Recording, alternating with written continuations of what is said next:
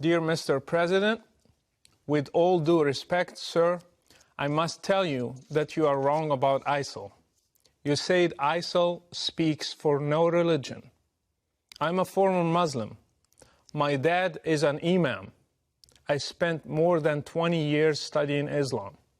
I hold a bachelor degree in religious studies, and I'm in the middle of my master's degree in terrorism studies. I can tell you with confidence that ISIL speaks for Islam. Allow me to correct you, Mr. President. ISIL is a Muslim organization.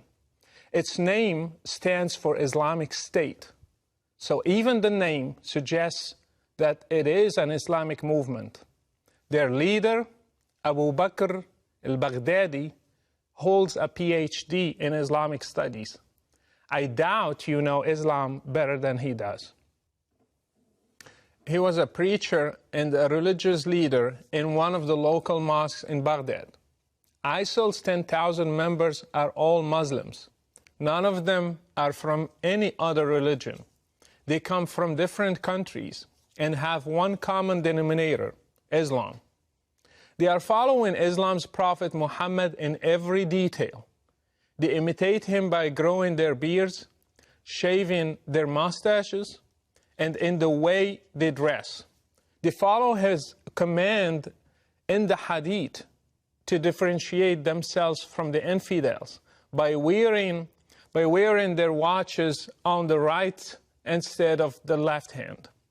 They implement Sharia in every piece of land they conquer. They pray 5 times a day. They have called for a caliphate, which is a central doctrine in Sunni Islam, and they are willing to die for their religion. They are following the steps of Islam's Prophet Muhammad to the letter. By the way, if you want to understand ISIL, read the oldest biography of Muhammad by Ibn Hisham. This is their model for action. You think that ISIL does not speak for Islam because they beheaded an American and they killed those whom they consider infidels. In the same way, Islam's Prophet Muhammad beheaded in one day between 600 and 900 adult males in a Jewish tribe called Banu Qurayza. In fact, beheading is commanded in the Quran in Surah 47, the 4th verse. It says, when you meet the unbelievers in fight, smite at their necks. Ironically, this surah is called the Surah of Muhammad. Killing prisoners is also an order from Allah to Muhammad and to all Muslims. It says it is not for a prophet to have captives of war until he inflicts a massacre upon Allah's enemies in the land. Quran 8:67. And by the way, 3 of Muhammad's wives were Jewish girls he kidnapped from his raids on the religious minorities, just as ISIL is doing today. Mr. President, I grew up in Morocco, supposedly a moderate country, yet I still learned at a young age to hate the enemies of Allah, especially Jews and Christians. These are represented today by Israel and the West, especially the great Satan, America. I prayed 5 times a day, repeating Al-Fatiha, the first chapter in the Quran, asking Allah to lead me not in the way of those who went astray, and those who have the wrath of Allah upon them. We all knew that it is Jews and Christians.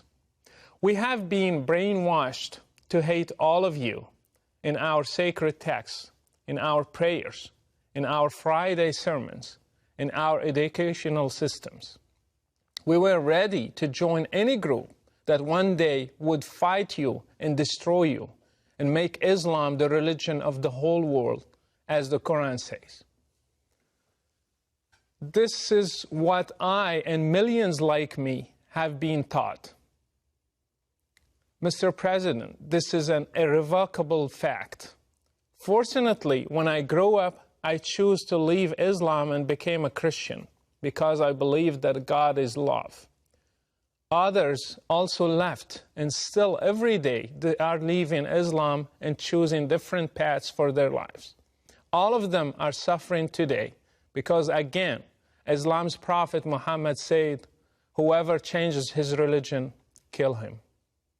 I left Morocco under persecution. I was fortunate. Others throughout the Muslim world do not have the same opportunity. They are paying a heavy price in different ways in order to get their freedom one day. I ask you, Mr. President, to stop being politically correct, to call things by their names. ISIL, Al-Qaeda, Boko Haram, Siapa in Somalia, the Taliban, and their sister brand names are all made in Islam. Unless the Muslim world deals with Islam and separates religion from state, we will never end this cycle. Until you deal with the root of the problem, you will be just dealing with the symptoms. ISIL is just one symptom. If it disappears, other ISILs will be born under different names. You might ask, then why does ISIL kill other Muslims? The answer is that they consider them infidels, not Muslims. Do you know that all 4 schools in Islam agree that if a Muslim stops praying, he should be asked to repent, and if he does not, he should be killed? Do you know that Muhammad tried to burn his own companions when they stopped coming to prayers? So anything that qualifies a Muslim to be an infidel can be a reason for killing him, even neglecting to pray. If Islam is not the problem, then why is it that there are millions of Christians in the Middle East, and yet none of them has ever blown up himself to become a martyr? Even though they live under the same economic and political circumstances, and even worse. Why have many Muslims in the West also joined ISIL if Islam is not the reason? Why have even new converts to Islam become terrorists? Mr. President, if you really want to fight terrorism, then fight it at the root. How many Saudi sheikhs are preaching hatred? How many Islamic channels are indoctrinating people and teaching them violence from the Quran and the Hadith? How many Friday sermons are made against the West, freedom and democracy? How many Islamic schools are producing generations of teachers and students who believe in jihad and martyrdom and fighting the infidels? And finally, how many websites are funded by governments, your allies, that have sheikhs who issue fatwas against basic human rights? If you want to fight terrorism, start from there. By the way, I do not give my full name because Islam is a religion of peace. I'm known around the whole world as Brother Rachid, and I implore you to take a stand for international human rights and the future of democracy and speak the truth about the real threat that is facing all of us. Best regards, Brother Rachid.